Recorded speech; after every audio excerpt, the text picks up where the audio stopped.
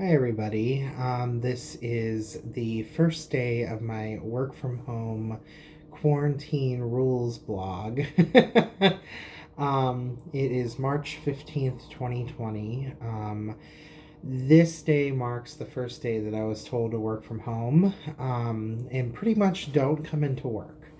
The only time I'm going to come into work is during a specific day where coverage is needed at our front desk, and I have to be there. Otherwise, I have to stay home. Like, it's pretty much mandated I have to stay home.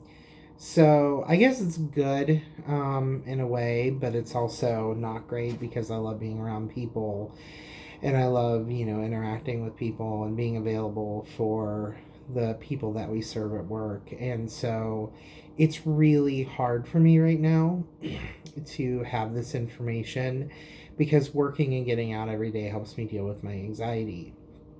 And so this is going to be a really interesting, like, next 2 weeks of working from home. I've been reading some reports that in the news where they're saying, like, this whole quarantine thing could end up going until August, which is really bad. I hope that is not the case, but I'm imagining that as certain areas get lifted off of their target date, that basically as the populations start getting better and coronavirus cases decrease down, hopefully I'll be able to, or everybody will be able to start getting back to work. But yeah, I mean, unlike most people in our community, most people I talk to be like, yeah, work from home is great.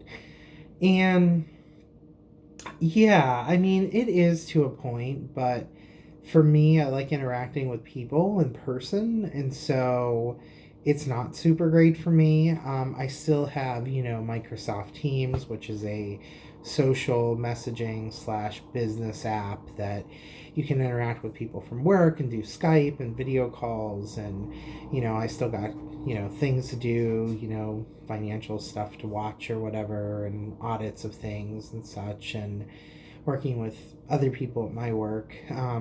But it's it's not the same as being able to, like, go in.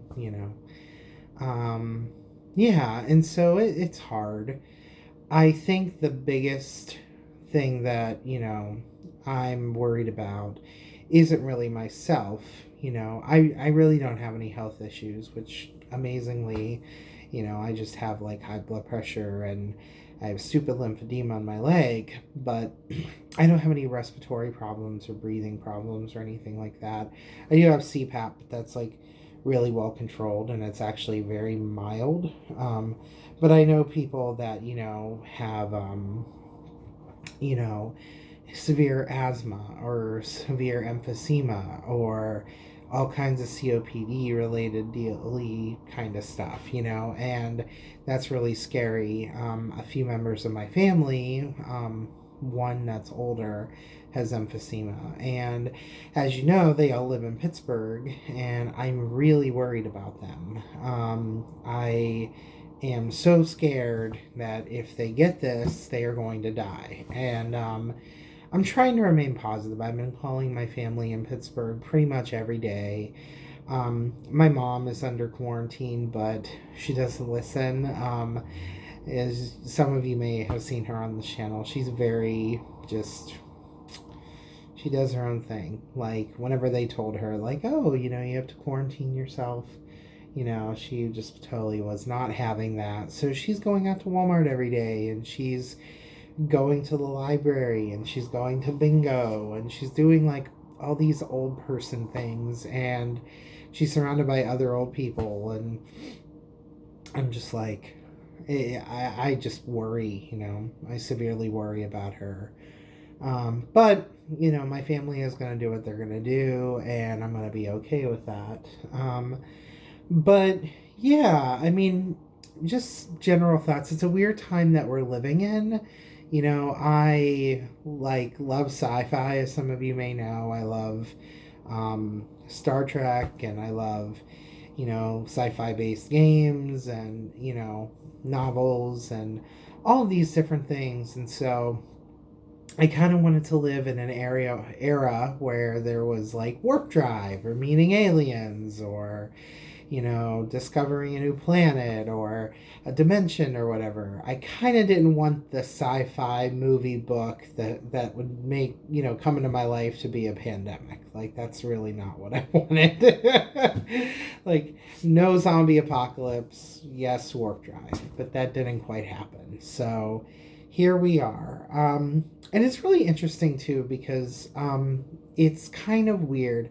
I think like as the United States typically is or whatever, it's weird to like hear the word United States, but yet everybody in the US is so divided. We're all in our own homes.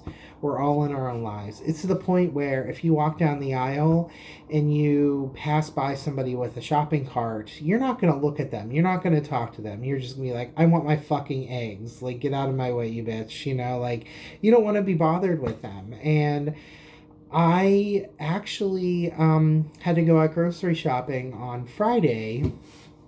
And it was weird. It was weird because, like, everybody in that store was all focused on the same thing. Like, everybody was focused on survival. And it was almost like a tribal mentality. Like, this one lady was telling me, like, oh, like, I'll stay here. They're stocking up the eggs. Like, don't go anywhere. Like, they're going to stock that up. And she's like, you have to be prepared for your family. And I'm like, oh, you do too, Or I had somebody, this toilet paper crisis that we're having, which is so stupid. Like, I don't get the fucking toilet paper. But the one guy was like, oh, like, there's some toilet paper in the back. Like, I told the lady to go get some. If you want to, hang out by the toilet paper. Well, she came back and she's like, I don't have any toilet paper. But it's really bizarre that, like, when you've went shopping before this incident, nobody ever did anything like that. Like, I've never had a situation where somebody's like, oh, wait for the eggs because you're fat and you just need food. Like, I've never had anybody do that. But in this instance, it was like people are actually starting to, like, come together a little bit. And it's so weird. I read this thing online about, how people in this country are so against socialism and how it's horrible. But it's so funny, like, when a pandemic strikes, everybody becomes a socialist because it's all about protecting the whole of society so you can and everybody can survive together. And you're seeing stuff like this, like in Italy, everybody's trying to stay indoors to protect each other and their family. And so it's almost like when you have a mutual common enemy and you have a mutual common, antagonist, whether that antagonist is a person or it's a thing like a virus or it's an alien, like, we ever got invaded by aliens, or if it was like a weather disaster where it was affecting the entire planet, like all at once, and not just like specific parts. It's weird to see that kind of, like everybody becomes part of the same tribe. Everybody is like all focused on the same thing. And that is like really cool for me to see. And it's just a very weird time. Like at work, like people are, just openly talking about this thing at work. And like everybody's like talking about, I've seen people at work like managers and directors, people that I work with, that they're always so like staunch and they're like, and like I've seen people like really start to express worry, people that I would never ever have expected to drop that facade, start to actually talk about their worries and their fears and become vulnerable and become scared and worried for their loved ones. And that's just crazy to me. Like, it's a very weird thing to experience. And I'm not saying it's good. It's definitely not good. It's scary. I know I'm dealing with some allergies and a little bit of a cough. And I'm sitting here like constantly feeling my head like, do I have a fever? Do I have a fever? And I've been like checking my temperature, um, you know, every, you know, hour or so. But not hour, sorry, every day or so. I've been checking my temperature. I'll pop in and just see if everything's okay. But it's still scary, It's like you could totally be living with this thing and not know it, and then all of a sudden, you got a cough and you've got a fever, and stage two of that could be, your body isn't really responding well to it, and you're now in the ER, and then stage three is you're on a ventilator, and then stage four is you're dead, and admittedly, if you're younger, you really have a better chance of living through it, which is why I'm not worried. 3 years ago, I had bacterial walking pneumonia, which was fun. I went to work and my boss was like, yeah, you need to go home. I'm like, oh, I'm fine. I got this. And I'm walking around at work and I'm doing stuff. I'm getting shit done. And I go home and my partner's like, you're not looking so good. And then I went to go lay down and I couldn't breathe. And I was like, ER. And, he got me up and we went to the ER, and they took my pulse ox and they're like, oh, yeah, your blood saturation's like 89%. Like, you need to get on the neb machine. You need to be admitted into the hospital immediately. And I have a picture of me. I look like Mother Teresa, So, yeah, it was a very interesting. But I was sick for 3 days. And you know what? It was really funny because it came out the weekend that the second Tomb Raider sequel came out. Rise of the Tomb Raider came out. So it was kind of nice to play Rise of the Tomb Raider and also be sick. So, yeah, I guess that was the universe's way of being like, you need some R&R, and we're going to give you Lara Croft, and you're going to enjoy it. And it was not enjoyable, but it was 3 days that I needed because I wasn't taking care of myself, and I just feel like it is just going to be a really interesting ride. I hope it's totally not, and these things aren't closed. Social venues aren't closed until August, but if things get worse, then that's how it will need to be. And I know this year I was planning on some pretty big changes in my life, but those changes may need to hold. And I'm really sad about that.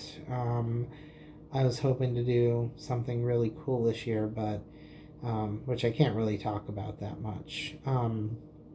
But it was going to be something that was pretty cool. That was going to at least get to a point where it was kind of like a dream of mine to finally realize this, but I don't think it's going to quite happen. But it's okay. If it doesn't happen this year, then it will be next year, and this will just be the year of the coronavirus. And I'm sure, I was talking to my partner and I was like, I'm sure that whenever all of the New Year's like Eve stuff, like the stuff that comes out, it's just all going to be about the coronavirus, like the corona scare, unless we have something later that happens in the year, like we're visited by aliens, or, a meteor comes down and wipes out half the earth, that could like take the cake from the coronavirus. But I only want one sci-fi novel this year, unless it's the novel where we discover warp drive and we end up like going to another planet, and like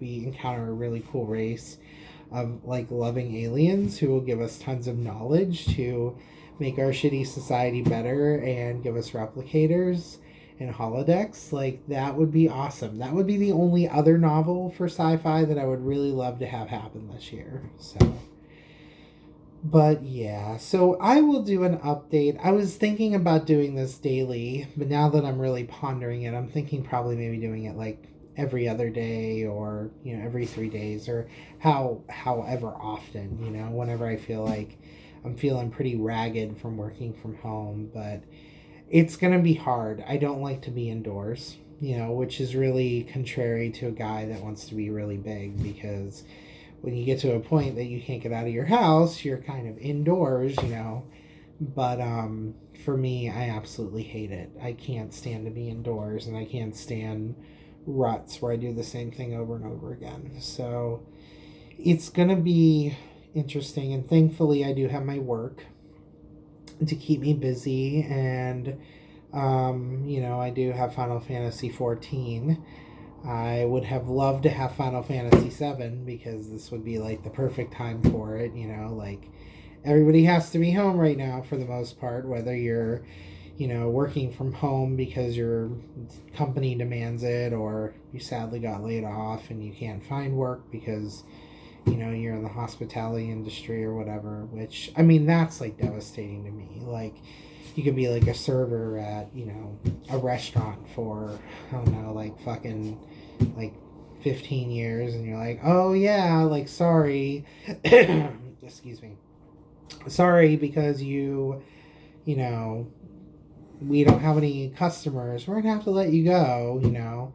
I'm hoping some of those companies will hire people back on whenever things hopefully return back to normal. But that's the other weird thing is, like, I was talking to my mom, and I don't know if we're gonna ever really fully return to a normal, at least for a while. I think, like, I've been watching the economy stuff, and that's the thing that's kind of scary to me. It's not really the virus. Like, the virus itself is pretty scary in its own right, but the thing that really gets to me is the economy. And a lot of people that I've been reading up about, in various publications and stuff, are saying, like, this is unprecedented. Like, there's crashes that they haven't seen since, like, the 80s, like since 87. I read on one of them. And it seems like whether or not with this virus, we get out of this virus, we're going to have a viral recession where a lot of people are going to lose work even after the virus is done running its cycle. And that's that's really going to impact things in the long term. And that's why I think even now more than ever, we need things like, and I don't mean to get political with this, but if you know me, I get political on all my stuff, but I think that's why we need things like Medicare for all and things like that to provide safety nets for this kind of stuff, because we're in a position where, because we haven't had Medicare for all, we don't have enough testing for this thing. We don't have enough drugs, or we have people that are very sick because they were not able to go to the doctor and get maintenance medications or CPAP machines or whatever for keeping themselves healthy. We have people that, just don't have access to get to a doctor. So rural hospitals have shut down. There aren't a lot of providers practicing in rural areas. So their systems are going to be hit hardest the most. And I mean, admittedly, the virus right now has only really been a hellacious thing to very densely populated areas. Like right now, it's hit the, being the epicenter of the U.S. outbreak, the Pacific Northwest. It's pretty scary up in Seattle right now. Like, if you go up there, it's pretty, like, vacant. But it's, I haven't really been up there, but I have, like, my friends and people that I consider family that live up there, and I've talked to a few of them. They're like, yeah, it's like a ghost town, and that's kind of crazy, like, you living up there for almost a decade. I would have never thought to see Seattle, like, crazy vacant. Like, usually when you go up to Seattle, it's like, you can't even fucking find a parking spot. You can't even, like, move on certain streets. And Pike's Place is completely vacant. Nobody's, like, doing anything.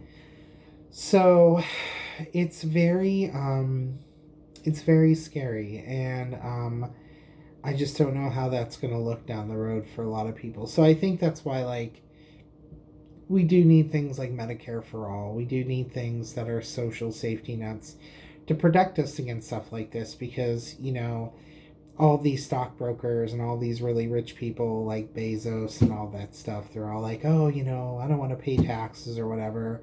Well, because you didn't pay your taxes, now people cannot buy stuff from you because they're busy collectively as a large group of people dealing with an outbreak, and can't pay for, medical treatment because you didn't pay your taxes, so we can fund things like Medicare for all, or we don't have a good EPA to, help improve the quality of our water supply, and therefore people that are getting lead poisoning now are dying off from the coronavirus, and that's debt that's getting racked up. And when people die, being in the medical field and knowing about finance and revenue cycle pretty well, when people die, yeah, that debt disappears as long as there was no lien put on it or anything.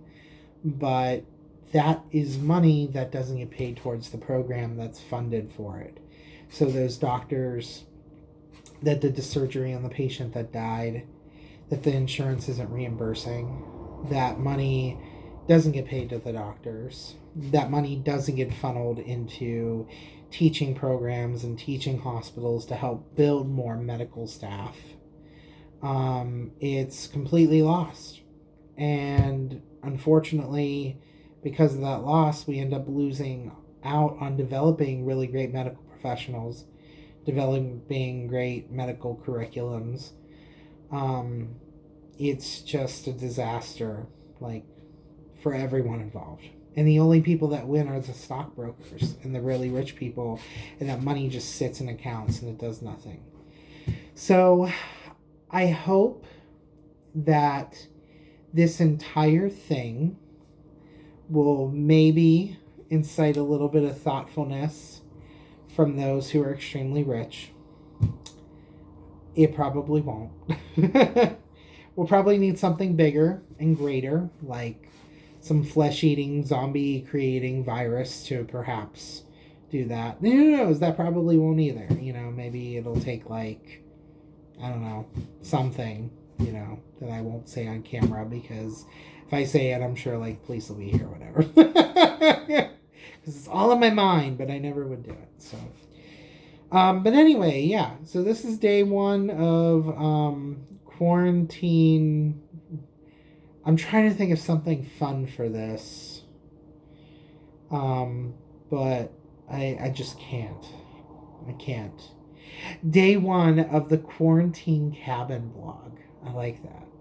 So the quarantine cabin. So this, for a little bit of while, is not the Big Fat Video blog. It is the quarantine cabin blog, where I will be talking to you about my experiences and telling you fun things about my character in Final Fantasy, because I have nothing else to do, and my excitement for Resident Evil 3 and Final Fantasy 7 Remake. And pretty much that's going to be my life.